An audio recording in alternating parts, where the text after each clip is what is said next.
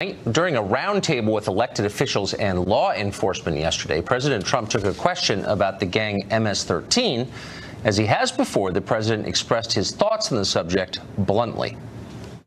We're taking people out of the country. You wouldn't believe how bad these people are. These aren't people. These are animals. Well, if anything, that's a mild description. Dogs are animals, and a lot of them sleep on the bed. You wouldn't want to be anywhere near MS-13. They traffic in drugs, weapons, and human beings, young girls. Unlike animals, they kill for fun, often with machetes. They terrorize the poor and the vulnerable. They've made El Salvador the most dangerous country in the world. There is literally no defending them, and yet the left is defending them. Here's how the New York Times described what the president said. Quote, Trump lashed out at undocumented immigrants during a White House meeting, calling those trying to breach the country's borders animals. Over at Jeff Bezos' vanity publication, The Washington Post, there was this, quote, Trump evokes an ugly history of dehumanization. So the president is a Nazi for criticizing a violent street gang. Newspapers haven't been this yellow since they started the Spanish-American War. For her part, over at the House, Minority Leader Nancy Pelosi raced to the nearest microphone to defend the dignity of MS-13. Watch this. We're all God's children. There's a spark of divinity in every person on earth. And so when the President of the United States says about undocumented immigrants, these aren't people, these are animals, you have to wonder, does he not believe in the spark of divinity, the dignity and worth of every person? Every day that you think you've seen it all, along comes another manifestation of why their policies are so inhumane. Well, that's not just dishonest, though obviously it is. It's lunatic. Why would the left be defending the country's most violent street gang? Trump has made them irrational. That's part of it. But the left also senses a threat to its most basic worldview. MS-13 is a living reminder that the left's position on immigration is fundamentally a lie. The media tell you every day that every immigrant, legal or not, is a future brain surgeon or tech company founder. Therefore, immigration controls are unnecessary. If they admit that MS-13 is actually bad and must be stopped, they'd have to also admit that when some countries send their people here, they aren't sending their best. A lot of immigrants are great, for sure. Some of them are rapists, though. Some join MS-13. That's just true. They're not all the same because people aren't all the same. That's the point of our immigration law. They're not the same. We should sort the good from the bad. But that's too much for the left. It suggests that this might be a real country whose actual citizens have interests that are worth protecting. Yesterday on Twitter, the governor of California, Jerry Brown, went after the president's views on immigration, and he ended his tweet this way, quote, we, the citizens of the fifth largest economy in the world, are not impressed. Citizens of the economy. That says it all. To the modern left, you're not an American with a culture and a history and a collective identity. You're a citizen of the economy, a cog in the machine of global capitalism. To Jerry Brown and Nancy Pelosi and their many donors, America's just another private equity scheme. Their pledge is different from yours. And to the economy for which it stands, one economy indivisible with open borders and low wages for all. That's the future they promise. Don't worry, it'll sound better in Spanish. Enrique Acevedo is an anchor for Univision. He joins us now. And Enrique, you seem like a reasonable person. How did you wind up with the group and the media defending MS-13? Did you ever think you'd be there? I don't think any human being is an animal, Tucker, but I'm not here to defend criminals, nor should anyone else. Yes, if you're for law and order, I don't think degrading anyone to less than human serves that purpose. You would expect the President of the United States to speak to our highest ideals and not just our worst instincts. So let's just to put this in some context. Here are a couple recent headlines about MS-13. MS-13 gang stabbed man 100 times, decapitated him, and ripped out his heart, police say. MS-13 beat sex trafficked girl with a bat 28 times. MS-13 members in satanic shrine kidnapped, drugged, and raped a 14-year-old Houston girl. I could go on. When you hear those people described as animals, you get offended. Why? Why would people who do that need to be defended by you? What about what Trump said sort of got you going? I think we cannot pretend to look at this in a larger context. We cannot pretend that this is not part of a larger trend that started way before Donald Trump became president, a trend of criminalizing and dehumanizing all immigrants, not just the bad hombres. The question was about gang members who are operating inside the U.S. President Trump answered by calling those coming across the border animals. No, I mean, look, I'm not here to defend all of Trump's views, but in this very specific case, he was asked about MS-13. He's been talking about this for more than a year, and he said they're animals. Now, you may not like the term, maybe it's imprecise or whatever, but I find it so interesting that you rush to the defense of MS-13. Is there no one else you can defend? There are not other worthy people being attacked? You need to defend a street gang that worships Satan and beheads people? Like, do you wake up in the morning and ask yourself, like, how did I get here? I'm a decent person. Why am I defending MS-13? I'm not sure what you mean when you say that I defended MS-13. I actually defending them. I started this interview by saying I'm not here to defend any criminals, especially and then you went on to defend them to say that they were dehumanized. No, I'm just saying that no human being is an animal. That's what I'm saying. Okay, so but dehumanizing someone doesn't serve the purpose of law and order. It serves the purpose of chaos and lawlessness. Okay. We're all animals, okay, just as a biological question. Maybe that the term is imprecise. Maybe you don't like it.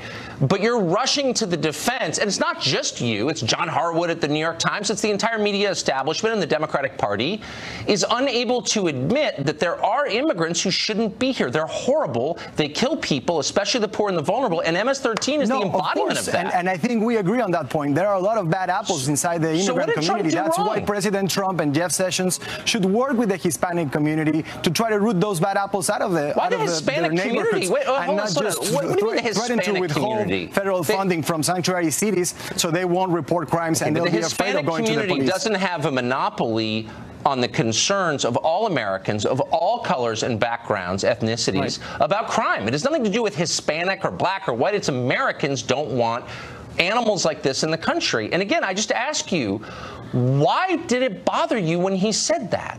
I just think it's weird. It's kind of a weird response. It bothered me because, I think you have to put things in context, and I'll do that for you. The context here has to do with a larger trend, with President Trump calling Mexican immigrants rapists and then calling some white nationalists very fine people. The context here has to do with President Trump pardoning Arpaio and canceling DACA. The context here has to do with a constant conflating of immigration and criminality. When have you heard someone in the Trump administration say something positive about immigrants? Well, I don't know. I mean, the fact that many of them are immigrants, first-generation immigrants, or they have benefited from... Okay, first of all, they have whatever. They're not required by the Constitution to compliment immigrants. Sorry. Second, you may not agree with all of his policies, but in this, again, this specific case, he's criticizing people who are evil and are killing, once again, the poor and the defenseless, and you've been driven so crazy by Trump that you can't even accept that as true. If I attack Charles Manson as an animal, does that bother you?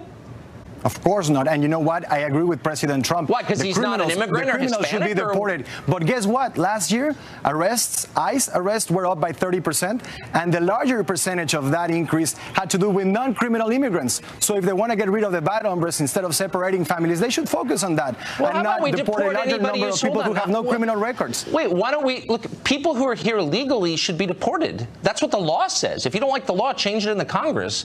If you're here illegally, you should leave now. On dangerous criminals. I agree with that. They should focus on dangerous criminals. I think we should let's focus resources, time, and energy on those people, on the bad hombres, I'm sick instead of separating being bullied families. by foreigners about who we can deport and who we can't. Our law says if you're here illegally, we get to deport you, period. I'm sure a lot of good people would be deported if we did that. I'd feel sad about it, but that's our law. The law also says that you're entitled to request asylum, and we were also criticizing that last week when the caravan came to the border. That's our law, and foreigners have no right to weigh in on our asylum laws because they're not voters or citizens. We get to decide. But final question. Why does it not bother you when I call Charles Manson an animal, but it does bother you when Trump calls MS-13 animals? It bothers me when any criminal commits such horrific acts of criminality, and I see how people can be deeply affected by them. But I don't think that degrading someone to less than human serves the purpose of law and order. President Trump seems to understand very well what speaks to the Trump base. But he's not the president of the Fox News audience. He's also the president of the Univision audience. And he's not speaking to the anxieties and the concerns of Hispanics. Really? So who do you you speak for all Hispanics? No, of course not. Are you the appointed leader of Hispanics now? How'd you get that job? Were you elected to it? No, I'm not speaking for all Hispanics. I'm saying the president should speak to all Hispanics. Very quick, let me ask you, who do you think the victims of MS-13 violence are overwhelmingly? Are they Fox News? Well, you know, who the overwhelming majority are Central American refugees who are fleeing that violence and trying to come into this country, but you're calling them people who are trying to take advantage of our legal system. The vast majority of the MS-13 and Nara Salvatrucha victims are the people in Honduras and El Salvador and here. Coming here. By the way, let me just say, last thing, I got to go. Please convince the Democrats to run in defense of MS-13. I think it's a fantastic campaign plank. I think it would be a major mistake to defend any criminal. But you do anyway. Thank you. Great to see you tonight. I appreciate it. Thank you, Tucker. Well, even when the media admitted that President Trump was, in fact, talking about MS-13, they couldn't stop themselves from defending MS-13. CNBC's John Harwood weighed in on Twitter, as he often does. Quote, however repugnant their actions, he said, speaking of the banalities for which he is famous, MS-13 gang members are human beings, in my humble opinion. CNN's Ana Navarro went farther, of course. He does things like call immigrants animals. The defense is that he was following up by a statement of a sheriff saying that this is MS-13. He was just talking about MS-13. Good enough? No, not good enough. And it is a very slippery slope when you start dehumanizing people this way. It's what the Nazis did. It's what slave owners did. It's not what Americans do. America's moral voice, Ana Navarro, speaking from CNN. Larry O'Connor is associate editor of the Washington Times, and he joins us tonight. That's not what Americans do. Yeah, that's what I've Larry heard. Says Ana Navarro at CNN. You know, that's what the Nazis did. I don't expect much from Ana Navarro. You know what I found most telling about that clip? Chris Cuomo calling what Donald Trump said. You know, he says his defense is he was talking about MS-13. It's not his defense. It's the fact. It's the truth. He wasn't defending himself. That was actually the truth that the media didn't report. But for Chris Cuomo to act like, oh, gosh, how can this be? How can you talk about MS-13? You know, it's like saying that I can't discern from the Gambino crime family and Chris Cuomo or any other Italian American. Or exactly right. It's outrageous. And this is my biggest problem. As you said, you're seeing Nancy Pelosi and Chuck Schumer and all these other people who are condemning the remarks based on a lie.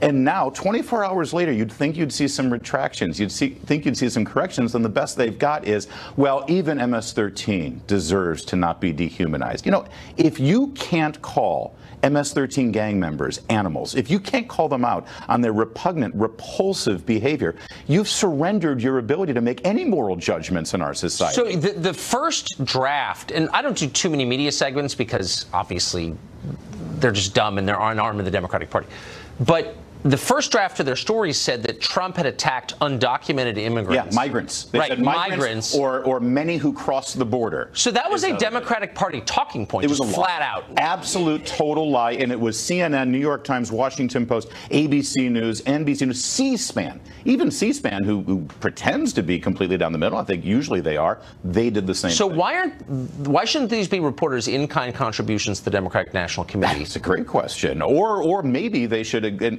Associated Press, by the way, the only ones that I've seen who fully retracted it and deleted their tweets. But why aren't they called up on any kind of ethics questions? But Jeff Bezos' paper didn't retract it? No, I haven't seen any retraction from them. They've said further context, suggesting that it was out of context, but it wasn't out of context that they took the president. They lied about what the president said. A complete misrepresentation. Larry O'Connor, always great to see you. Great to see you, Tucker. Thank you. Our northern neighbor Canada is having its own immigration debate. Prime Minister Justin Trudeau's open immigration policies are causing problems across that nation. Trudeau spoke today about Canada's struggles with policing its southern border. Watch this. Canadians remain incredibly positive about immigration. There is a large number of irregular arrivals who are crossing the border into Canada right now. From the U.S. From the U.S. Yep. But we are processing them in a responsible, rigorous way that is reassuring to Canadians. One of the precious things about Canada is that Canadians are positively inclined towards immigration and refugees. Not letting it fall into the politics of fear or division or identity is really important. Don't worry, the irregular arrivals are being processed. How long before irregular arrivals would be a term that's official here? Probably not long. Stephen LeDrew is a former president of Trudeau's Liberal Party, and he joins us tonight. Stephen, thanks a lot for coming on. I appreciate it. Good to see you, Tucker. So it turns out that Canadian tolerance for immigration is not infinite, it looks like. Well, it's not infinite, but I mean, there's a problem with this process. And the Prime Minister is talking the woo-woo stuff about the politics of division and the politics of identity. I mean, that stuff's passé. Canadians generally do support immigration. We've got an empty country up here. But we shouldn't have immigrants coming to this country just going through some back alley from the United States into Quebec and then getting picked off by the RCMP and taken to somewhere else for processing. I mean, that's not a way to arrive in any country. Ellis Island was not like that for the United States. So, I mean, Trudeau is wrong when he's saying, well, it's business as usual. We're just processing them. I mean, we've got to do something about this. No one's talking about building a wall, but what is happening is wrong, even though Canadians, yes, we should take a lot more immigrants. Yeah, and then process them. But isn't it racist? Isn't it racist, however, to tell people they can't come to your country whenever they want and go on welfare? Well, no, I don't think it's racist at all. I think most of those people that are coming to Canada, many of them are already in the United States. They're coming to Canada because they like Canada more than the United States. The United States is no longer such a welcome, beaconing place in the world for the smartest and the brightest, and they're coming to Canada. So that's great for Canada. But as far as coming across some back alley and there's some lady in Vermont who knits some mitts and sends them across a path, I mean, that's degrading. And it should be stopped. No degrading wall, but it should be stopped. Degrading to whom? Degrading to Canadians or degrading to immigrants? Well, to both. To an immigrant to be walking in a snowdrift across to Canada and then getting arrested and picked off, that's degrading. We should have borders. We are a country. But Tucker, I think that, as I said, if people from the United States want to come and live in Canada for whatever reason, we aren't talking about gang members. We're not talking about what you were just talking about with your first two guests. We're talking about people who just want a better place to live. But they why like not Canada, or they want? Go ahead. I mean, so you're saying that Canada ought to be able to determine who comes in and who doesn't? Should you be able to just let impressive people in and then non-impressive people, gang members, rapists? Do you think you're allowed to keep them out? There's a whole lot of room, Tucker, between impressive people who are brain surgeons and gang members. There are people who just want to come and have a better life for themselves and for their children. And so you have to look at, there's a certain number of, if you will, skilled immigrants that you want to attract. And then there are also a certain number of refugees that for, if you will, the good of the world you attract, just like the United States does. Of course, but Canada gets to, I guess the only point is you can determine the mix as you like, but Canada gets to make that decision. You decide who comes in and who doesn't come in. Oh, absolutely. Whether they are skilled laborers, skilled technicians, or whether they are, as I said, refugees looking for a safe place without bullets flying around their head. But you know what?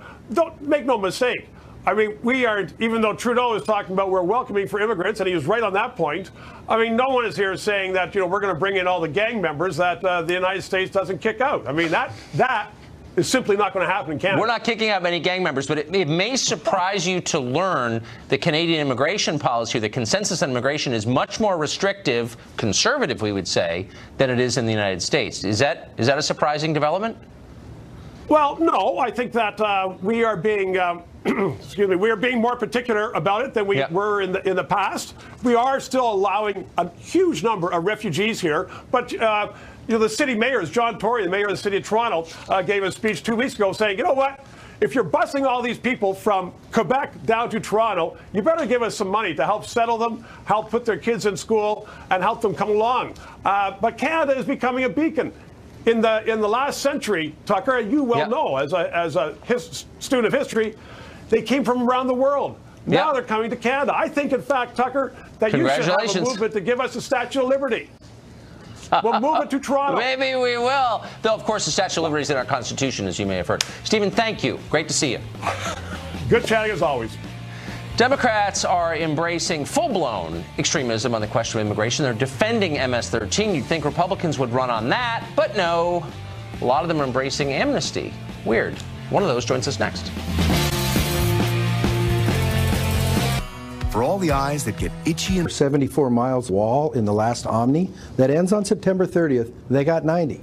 The administration got a 10% increase in DHS funding. So that's not, we don't care about borders. I think you'll be surprised to find out if we ever get the chance to vote on something, because the House, Tucker, never has, Even the Senate's voted on this, and I've been critical of the Senate about what they don't do. If we ever get a chance to vote for border security, yeah, I mean, I don't believe that for a second, because the Republicans control everything. If they really wanted to build a wall, there would be a wall in place, but they clearly don't, or they would, right? Well, I don't know if I'd say I wouldn't believe it for a second, because quite frankly, the folks who had the whole House to run was when Harry and the folks had 60 in the Senate. Right. But notwithstanding that, it's like, how much money can you spend before September 30th? You guys rightfully do shows that talk about what are you doing with the money and how come you're doing nothing. This procedural process is this. We'd like a chance to vote to let people like Tucker Carlson, Laura Ingraham, everybody else on the face of the earth judge me by how I vote. Heck, there was a deadline for March 6th, Tucker, that the president said, I want immigration taken care of. We blew by that. Nobody even kind of it's like, can we please?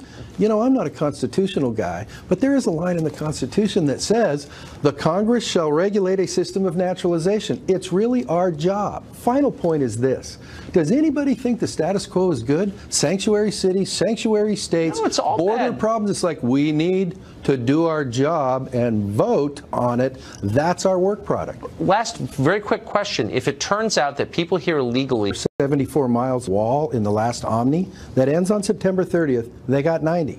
The administration got a 10% increase in DHS funding. So that's not, we don't care about borders. I think you'll be surprised to find out if we ever get the chance to vote on something, because the House, Tucker, never has. Even the Senate's voted on this, and I've been critical of the Senate about what they don't do. If we ever get a chance to vote on immigration and border security together, which I would expect would happen, I think you'll be surprised to know how many people support border security. Yeah, I mean, I don't believe that for a second, because the Republicans control everything. If they really wanted to build a wall, there would be a wall in place, but they clearly don't, or they would, right? Well, I don't know if I'd say I wouldn't believe it for a second, because quite frankly, the folks who had the whole House to run was when Harry and the folks had 60 in the Senate. Right. But notwithstanding that, it's like, how much money can you spend before September 30th? You guys rightfully do shows that talk about what are you doing with the money and how come you're doing nothing. This procedural process is this. We'd like a chance to vote to let people like Tucker Carlson, Laura Ingraham, everybody else on the face of the earth judge me by how I vote. Heck, there was a deadline for March 6th, Tucker, that the president said, I want immigration taken care of. We blew by that. Nobody even kind of it's like, can we please? You know, I'm not a constitutional guy, but there is a line in the Constitution that says the Congress shall regulate a system of naturalization. It's really our job. Final point is this. Does anybody think the status quo is good? Sanctuary cities, sanctuary states, no, it's all border bad. problems. It's like we need to do our job and vote on it. That's our work product. Last very quick question. If it turns out that people here illegally get set on a path to citizenship before we build a wall, will you see that as a victory or a loss? Well, I don't think that's going to happen. But if it did?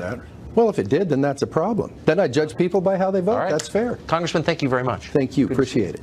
Today marks the one-year anniversary of the Mueller investigation. What have we learned 365 days in? Joe DeGeneva has been taking notes every one of those days, and he joins us next.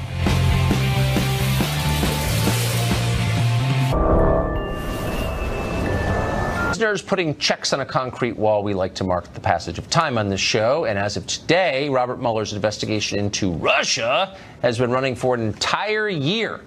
What have we learned? Joe DeGeneva has been taking close notes from day one. He's a former U.S. attorney, of course, one of our favorite guests. He joins us tonight with a recap. Joe, what do we know? We know that Hillary Clinton was illegally exonerated. We knew that a year ago. We know that there was a substantial effort to frame the current president of the United States with crimes by infiltrating his campaign and then his administration with spies that the FBI had set upon them. We have learned that the crimes were committed by the FBI, senior members of the Department of Justice, John Brennan, Mr. Clapper, Mr. Comey, and others associated with the Democratic Party, and that Donald Trump and his associates committed no crimes. That's quite a litany. So to the spying question, when the president tweeted that one morning, and I'll never forget it, yes, they spied on us from Trump Tower. And I don't think there's a single person who read that who thought, well, that's kind of a heavy-duty charge. Can you prove it? And, of course, he was derided immediately as insane and as a tinfoil hat guy. That's, in effect, been proved. Oh, absolutely. Categorically and unequivocally, it has been proved that the FBI, in violation of all guidelines, all legislation, and I believe they committed crimes in doing so, purposely sent people into the Trump campaign to plant false information, then force that information to be forwarded back to CIA and then funneled to the FBI to be used as false information in FISA applications. Everybody involved in that process who knowingly participated committed a crime. So why aren't they being held to account? As of today, I understand that a referral for criminal prosecution has been made by Mr. Horowitz to Mr. Huber, who is investigating the FISA leaks, the unmasking, the leaks of the unmasking, and everything we described tonight. Criminal referrals have already been made, and I suggest that Mr. Brennan, who loves to make comment about the process, get himself a good lawyer, not a good writer. Wait. John Brennan, the NBC News paid consultant? Yes, NBC News' consultant, the former director of the Central Intelligence Agency, the most partisan hack leader of the CIA in history, needs a very, very good lawyer. Criminal lawyer. Yes, criminal lawyer. Oh, yes. He doesn't need a slip and fall lawyer, although he's going to slip and fall. He's going to be in front of a grand jury shortly. Well, that's news. Yes, and it's good news. Justin Cheneva, there's not a single time you've come on where I don't feel better by the end. Thank you. And this is no exception. The country feels better today. The country feels better. That's the story, and I hope that happens. He richly deserves it. Yes. Thank you, Joe. You bet. Maxine Waters is at it again. Hero to the left. Mark Stein joins us to break down her latest remarks. Stay tuned.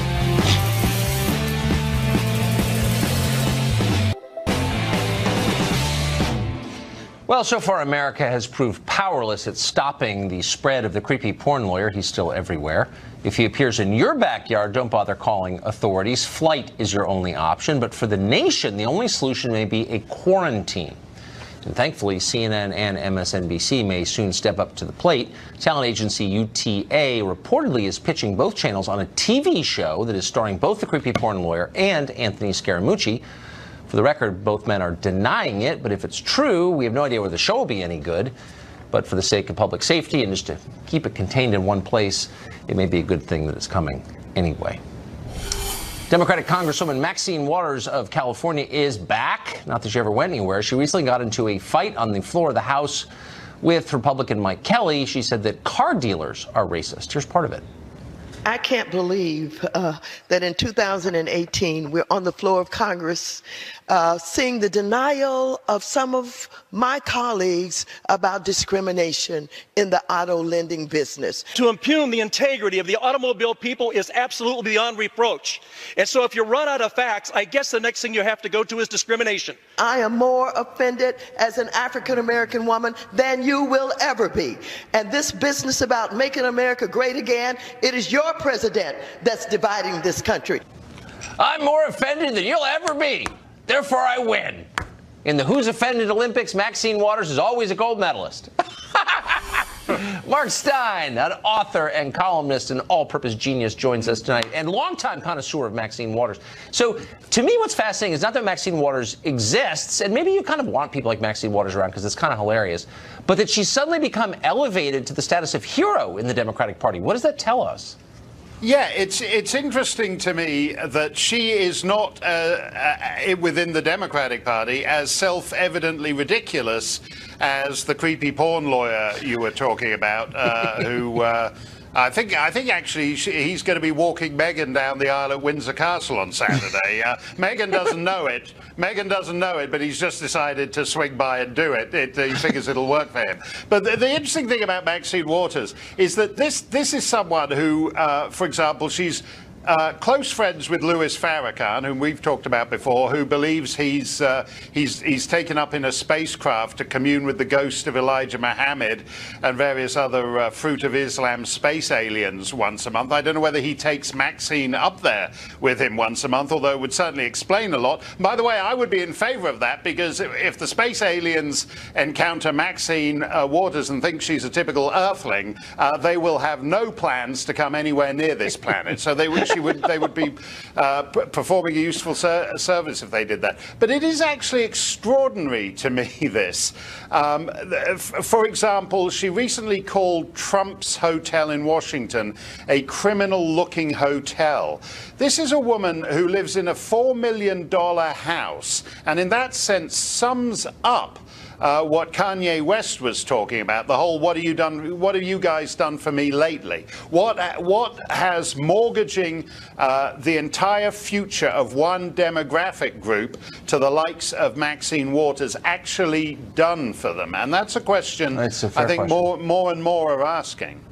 So, but for garden variety liberals who in normal times would have a problem with Maxine Waters' ethics and her rhetoric, and she's a Democrat, so they're not going to criticize her in public, but Maxine Waters, please, she's too far.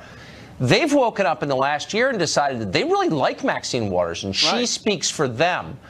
Is there nobody on the left who's saying, well, wait a second, that's too far, she's too crazy, but she discredits us? Where are the reasonable voices? No, I think what's interesting is that she made Time magazine. For anyone who wasn't aware, Time magazine is still out there and still publishing every week. She made Time magazine's list of the 100 most influential people in the world, which is patently absurd. Time magazine, at a certain point, used to pretend to be internationalist, so they'd have put, you know, the deputy fisheries minister of the South Sandwich Islands on the list because he's really making a name for himself as a player in law of the sea negotiations. That's how Time used to be.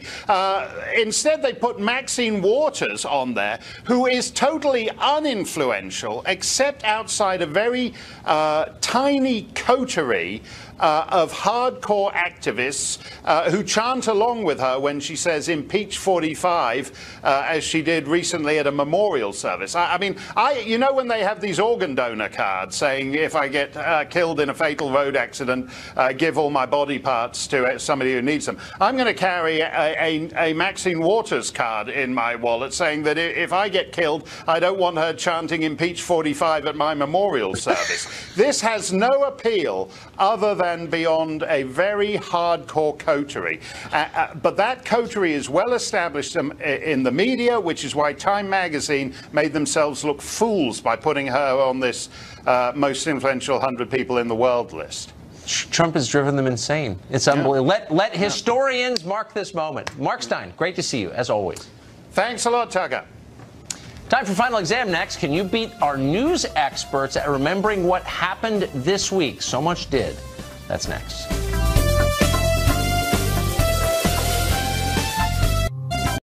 Time now for Final Exam, our cutthroat weekly competition in which we decide which news personality has been paying closer attention to the events they cover. This week's defending champion is Fox correspondent Griff Jenkins, temporarily crippled in a mishap in the Fox and Friends weekend set. He's being challenged by fellow correspondent Kristen Fisher. Kristen Fisher, it's great to see you. Great to see you. You're taking on a buzzer show, a one-armed man. Well, and I want you to know that I didn't want my victory to be marked with an asterisk, so I brought my own. Ending its crackdown on emotional support animals, ferrets and hedgehogs, unfortunately, no longer welcome on board American flights. Which kind of animal has also been banned? Is it A, parrots, B, goats, or C, miniature ponies? Griff Jenkins. Goats. Not miniature ponies? Goats? I just like goats. Okay, goats. Is it goats? Roll tape, please. Answer. Starting in July, American Airlines will ban ferrets, hedgehogs, and goats from their planes. And goats. We went to a goat for comment. Oh, goats won. Ferrets and hedgehogs, unfortunately, no longer welcome on board American flights. Which kind of animal has also been banned? Is it A, parrots, B, goats, or C, miniature ponies? Griff Jenkins. Goats. Not miniature ponies? Goats? I just like goats. Okay, goats. Is it goats? Roll tape, please. Answer. Starting in July, American Airlines will ban ferrets, hedgehogs, and goats from their planes. And goats. We went to a goat for comment. Oh, goats won.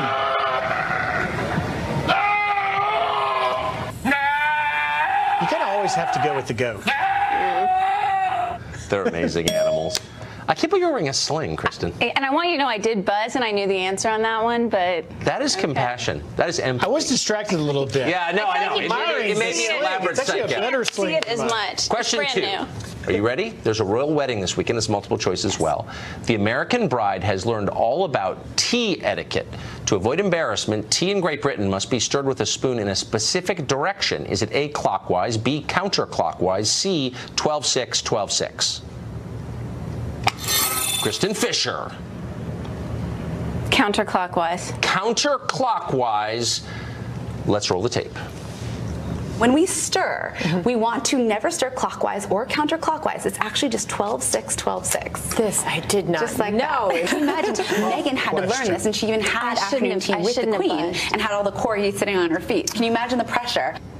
Yeah. Does your pinky play a part? I don't know. In the decline of empire, yes, it does. Kristen Fisher.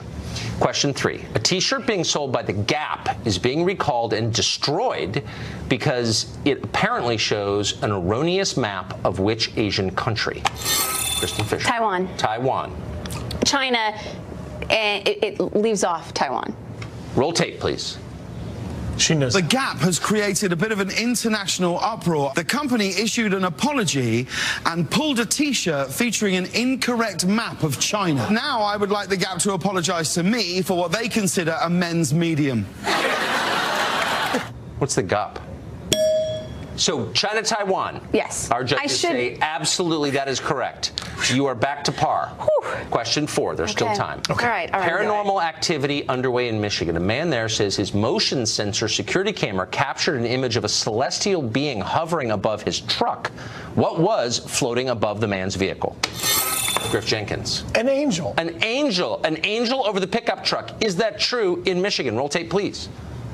Take a good look.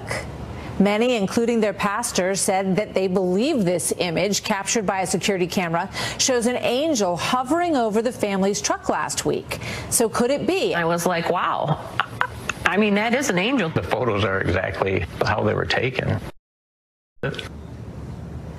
Angel. But what was it really? What was it really? Yeah, that's the deeper question. But by the way, we don't address that. We're sticking with metaphysics here. Fine. Final question. Oh, man. Arguably the story of the week. A short audio clip has divided this nation, as you know. The audio has people scratching their heads. They cannot tell whether the voice in the clip is saying the word Yanny or the word Laurel. Today it has been settled. What is the actual word uttered on that clip? Griff Jenkins. Laurel. Laurel. Roll tape, please. Hey, that's what I heard. Yanny. It is Laurel. Yanny. That's a recording of the word Laurel from a website from vocabulary.com. The brain interprets what it's hearing, and there's some background noise that got in there that distorted it, that caused some people to interpret a frequency and hear Yanny. Some people. Correct. Laurel. Griff Jenkins. You know, Kristen, I don't. It's no insult to Griff when I say that I believe our audience is rooting for you. Griff Jenkins, congratulations. You are rolling through here, and again, the Eric Wemple mug is your prize. Thank you. Congratulations to you both. Great to see you, Kristen. Come back. Don't I get a loser mug? No, you don't, but you get the gratitude of our audience. All right. That's it for this week's Final Exam. Follow the news each week. Tune in every Thursday to see if you can beat the news professionals at their own game. A special announcement at the end of the show. Stay tuned. This recycling tip is brought to you by... To raise no flame atop no ship of fools. Ship of on a cool sea.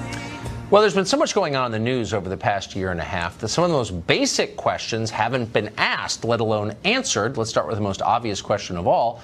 Why exactly did voters elect Donald Trump president? It wasn't because they didn't know what they were getting. They knew. It wasn't because Vladimir Putin told them. That's absurd. No, Trump got elected because the people in charge of the country were doing a terrible job. Politicians, big business, the media, they are all on the same side. They all got rich, and America moved backward. The election was a referendum on them, our ruling class. The result was a throbbing middle finger wagging in their face. They don't understand that yet, and they don't care to learn. So to help, I just wrote a book about how badly they shafted the country. It's called Ship of Fools, How a Selfish Ruling Class is Bringing America to the Brink of Revolution. Because it is. The book is out this fall. It's available for pre-order now. We'll be talking about its themes until then, because that's what this show is about anyway, and has always been about. We hope you enjoy the book, and we hope you continue to enjoy the show. Think about that. Book aside, just for one moment. An election happens that nobody predicted, and nobody bothers to think through why it happened. That's the country we're living in, and that right there is a referendum on the wisdom of the people in charge. They're not wise. That's it for us tonight. Tune in every night at 8 o'clock to the show that is the sworn enemy of lying, pomposity, smugness, and especially groupthink, which is in abundance right now. Good night from Washington. Sean